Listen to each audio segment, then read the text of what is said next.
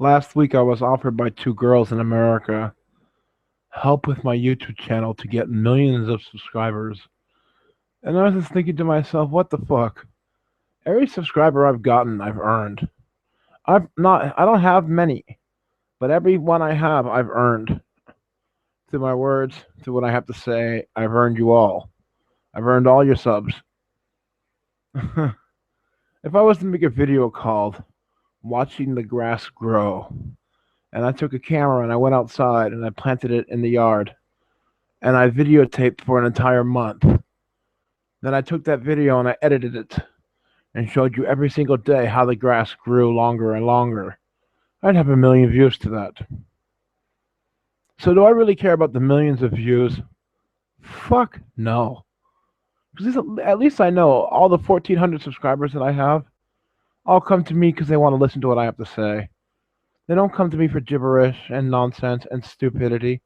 You come to me because I'm smart. I'm educated in the Bible. I'm educated with Mikto. I'm educated with relationships. You don't come to me for that crap. So I refuse these girls. They got me to thinking about too many cooks. When you start analyzing things and nitpicking it and start cherry picking it, you end up with a bunch of mess. Let's just say that up to the 1950s, marriage was totally fine. Both parties were equal in their right. Then came the feminists who started nitpicking at it and destroyed it. When you have too many cooks, you cannot make a proper recipe. A marriage should only be between two people. Nobody else should be influencing it or should be getting involved in it or giving their opinion about it or whatever they're trying to do. You don't plant false seeds in somebody else's mind just because you're a sick motherfucker that wants to destroy a relationship. Or you want a person from that relationship in your own life or something like that.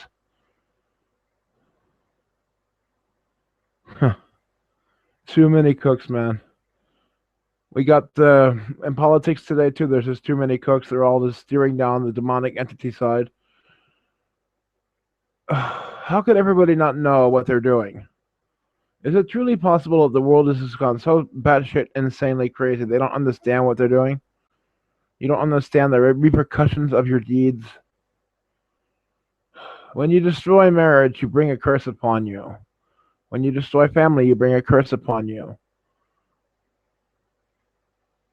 When you plant a seed that is evil, you will reap those seeds. They will come after you. If you place a trap for somebody else to step in it, you will step into it. When you go around planting false evils and they destroy in other people's families and lives, it'll come back to fucking haunt you. And that's not karma, folks. That's God himself that does it.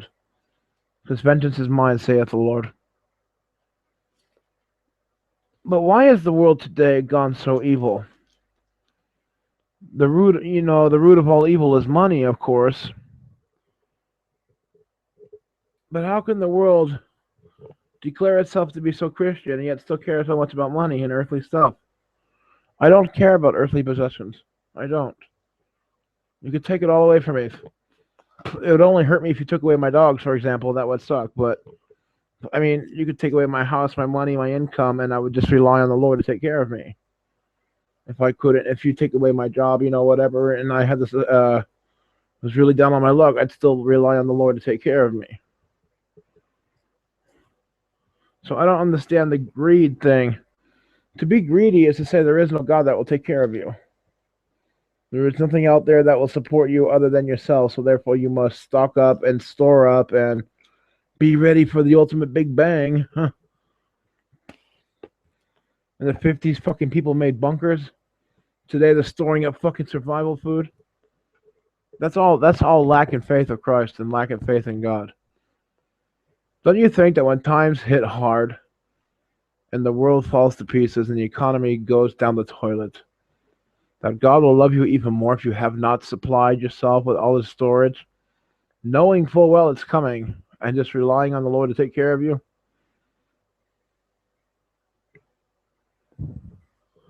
He does great things, man. He does great things.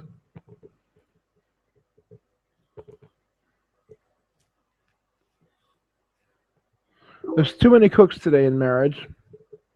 There's too. Sorry about that beep. That was Skype. There's too many cooks today in marriage. There's too many cooks in everything, especially the feminist movement nowadays. Like I said, every female believes that she speaks for all the females worldwide.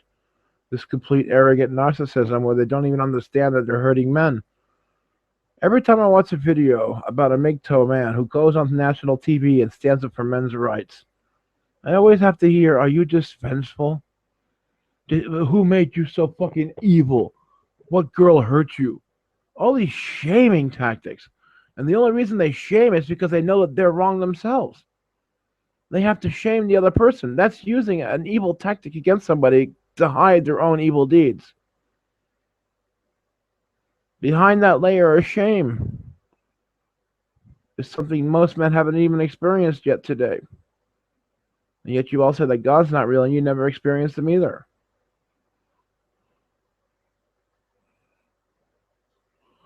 Why would I, a 6'6" guy, 325-pound guy, talk about God all the time unless I didn't believe he was totally accurate and real? And I have done my studies. Have you done your studies? No, you have not. You come from general knowledge and general terms, and you come up and face me, and then you don't understand why I'm a real genuine Christian. Because you either read a false Bible, such as the NIV, and deluded yourselves into believing false prophecy and false scripture. There's like 20 different kind of Bibles out there right now, and only 2 of them are correct. So which one are you reading today? You know why there's so many out there? That's even another fucking funny thing. God says you'll never tarnish my word. You will never alter my word under punishment of death. So people said, okay, we're not going to alter your word. We're just going to make a new book. And that's what they did. And everybody's version is different to suit their agenda. It just amazes me. It actually flabbergasts me. Just realizing how stupid humanity is. How stupid. And at the same time, how fucking arrogant. So proud of being stupid. Wow. So proud of being stupid. Congratulations. You just won yourself a wife, a trailer park, and 5 kids.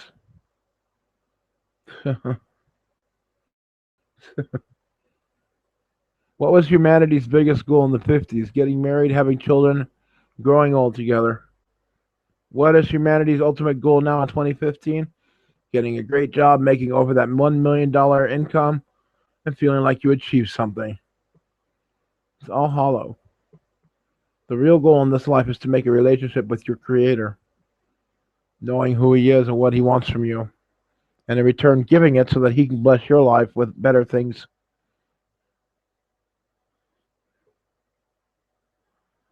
I'm not wrong about the Creator.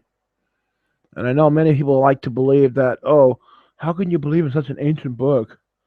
Because that book is more modern than modern day books are.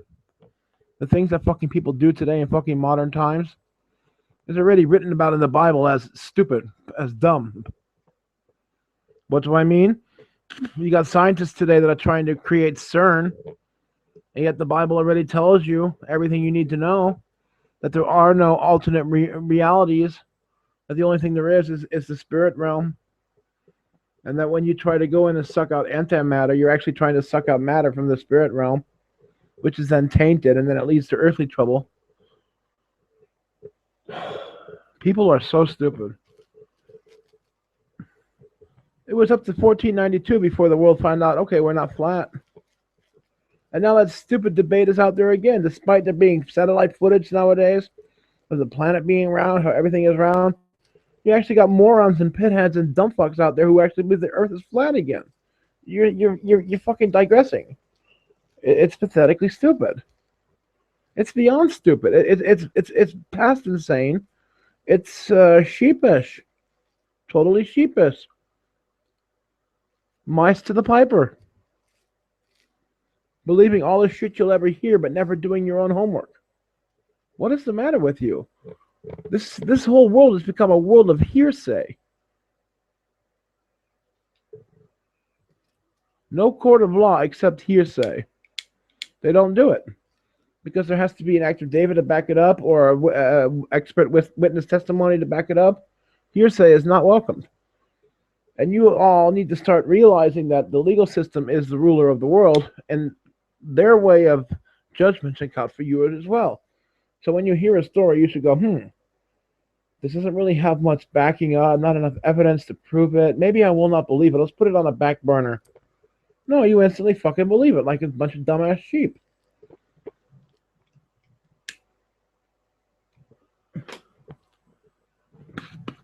How many people today actually say to themselves, I wonder if this journalist is lying to me. I wonder if my TV's lying to me. No one. You all believe it's truth, like your TV has nothing to lie to you about. You all act like your TV is the most innocent, honest thing out there. And yet it's filled with corruption.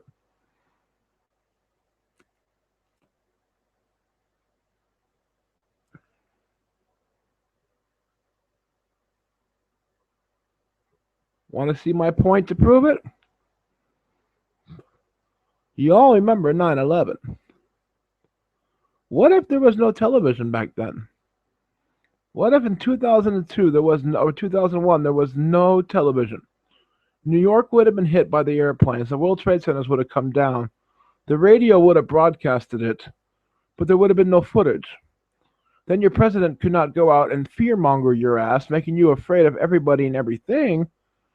And then when invading forces came into your town, like your UN right now, and your police state coming about, you would have a whole different perspective on it. But now that you've been watching television for so long and been brainwashed about what's so-called going to fucking happen, you're all just kicking back and allowing it to happen, believing and trusting that your government does not want to hurt you, that they have no ill being for you, that they only want the best for you. That's called a nanny state, by the way.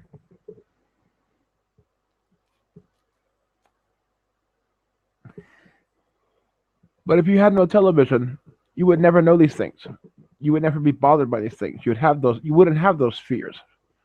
You wouldn't have been fearing Osama bin Laden because you wouldn't know about him. You wouldn't fear half the stuff that you fear today because you wouldn't know about it. And because you know about it, you consider this to be an enlightenment. But it is not an enlightenment. It is a curse upon you. Because now you are filled with fear.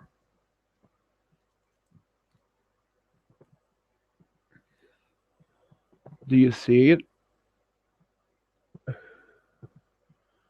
You cannot be hurt by that you don't know about. But when you are pumped full of fear, you'll start living a more cautious life, a more pretentious life. When you look at the news today, all you see is man got arrested for breaking into a bank, man got arrested, man got killed, man got shot. You don't see no good stuff. You don't see the good stuff because your news and your media is out there to constantly pump out this fear-mongering. Obama has been using the tactic called "the sky is falling." It's from the story Chicken Little, and he's using that on the American public right now. Like I said, I'm not living inside the box anymore, folks. I'm living outside of the box. I'm reporting on what's going on inside of the box, and I'm saying, look, the rest of the world is not living like that. Only you guys are.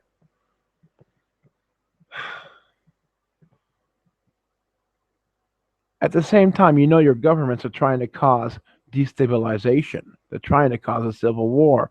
And you're all just falling for it, thinking that's the better for your country. USA, USA, USA.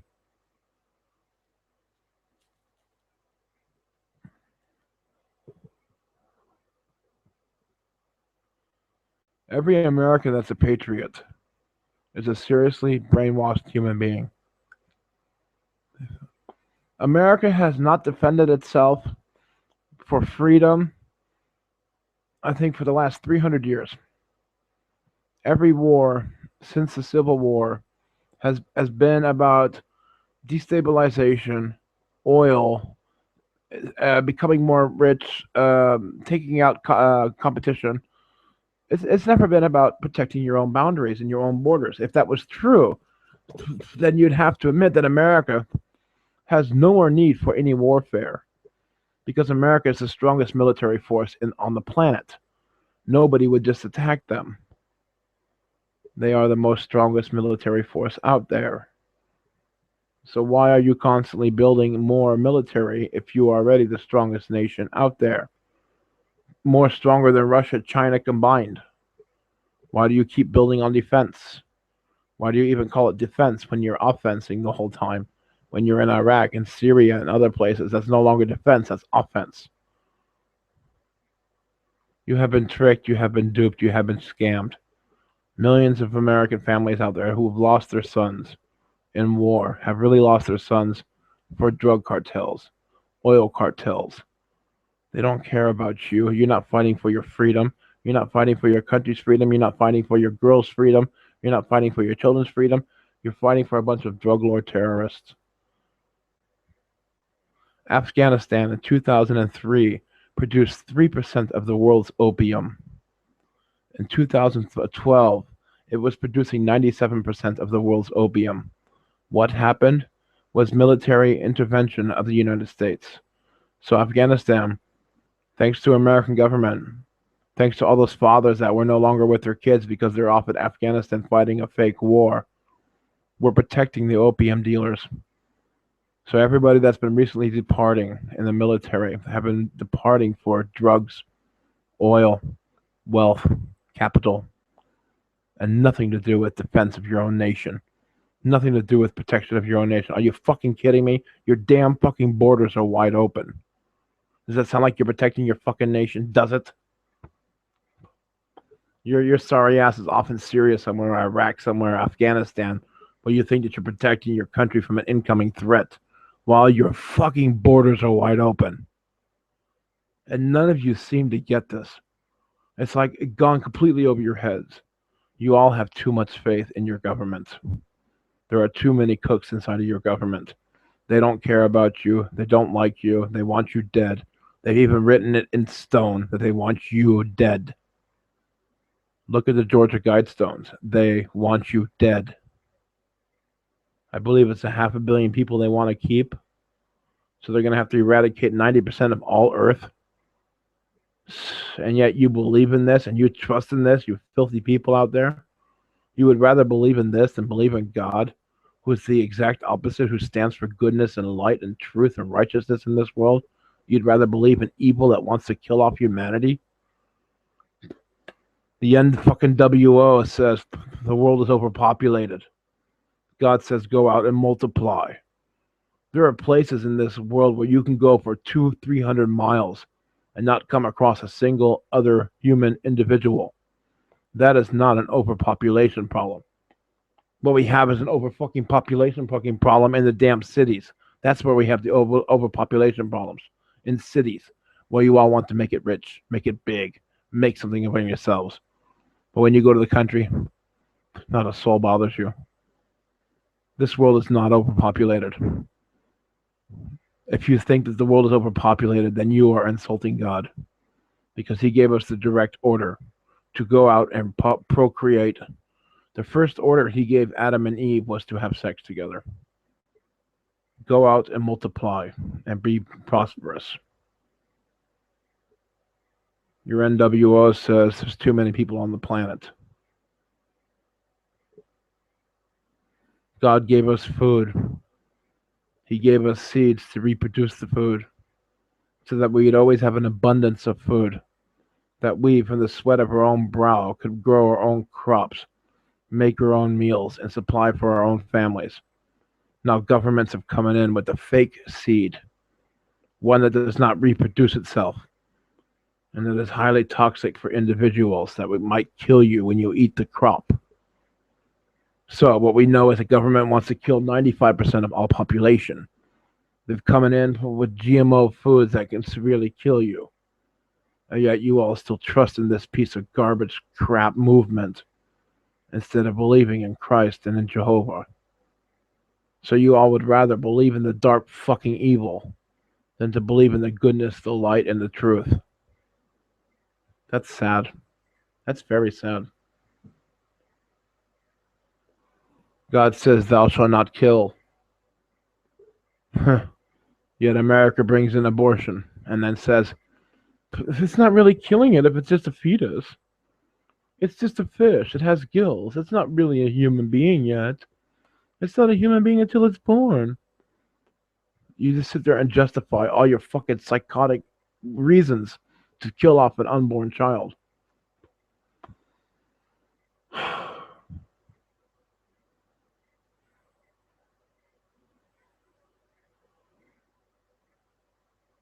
I don't even know if I'm getting through to anybody, if I'm helping anybody understand Christianity, if I'm helping you all see God better.